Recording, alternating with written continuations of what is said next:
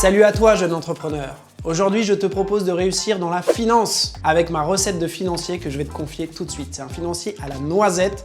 Tu vas voir, c'est une petite bombe. En plus, l'intérêt de cette recette, c'est qu'elle est hyper simple à réaliser.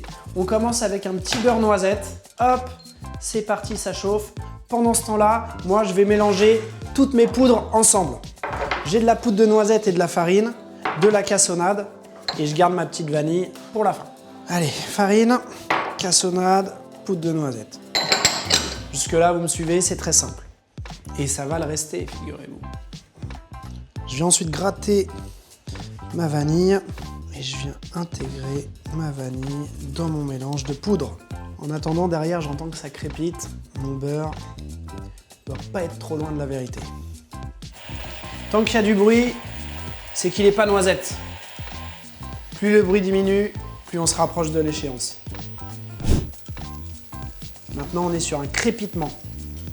Là, l'odeur que ça dégage, c'est plus du tout la même chose. Voilà. Vous avez remarqué, le beurre ne fait plus aucun bruit, il est devenu silencieux. C'est simple, c'est qu'il est devenu noisette. Je ne vais pas le verser brûlant sur mes poudres, du coup je le chinoise dans un récipient pour qu'il refroidisse un petit peu. On le laisse un peu refroidir et on va venir l'incorporer dans notre mélange de poudre. Ça y est, mon beurre a tiédi, je vais pouvoir le verser comme ça sur mes poudres. Je vais réaliser un petit mélange. Je le fais au fouet, mais j'incorpore pas d'air. C'est vraiment juste du pur mélange comme ça. Ah, c'est beau. Hein. L'odeur, je vous raconte pas, c'est incroyable. Là-dessus, je viens incorporer mes blancs d'œufs liquides directement là-dedans. Et je continue mon mélange. Voilà.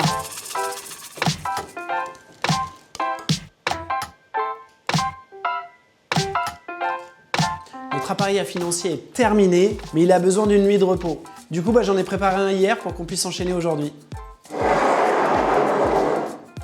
Allez, on va se pocher ces petits financiers. Alors moi, j'ai choisi un moule soupe de forme allongée pour rappeler un peu la forme historique du financier, qui, je le rappelle, est une forme un peu rectangulaire. Et on y va, c'est parti.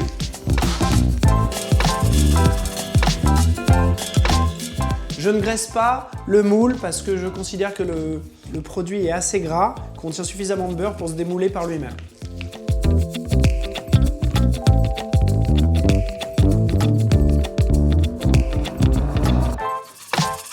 J'ai quelques noisettes concassées, effilées et surtout déjà torréfiées que je vais venir comme ça mettre en déco de manière faussement irrégulière. Bon, ça c'est si vous aimez, hein. Ça reste du facultatif. J'essaie de faire quelque chose d'un petit peu harmonieux. Voilà ce que ça donne, 12 minutes à 210 degrés plus tard. Nos financiers noisettes ont une belle couleur dorée, c'est très important qu'ils soient bien dorés en surface pour croquer sous la dent. C'est parti pour le démoulage. Ça se démoule facilement. Hein. Hop. Hop.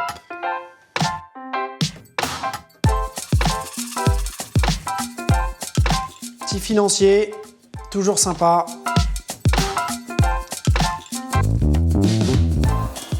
Je peux dire que ce financier, c'est pas une recette à 2 balles.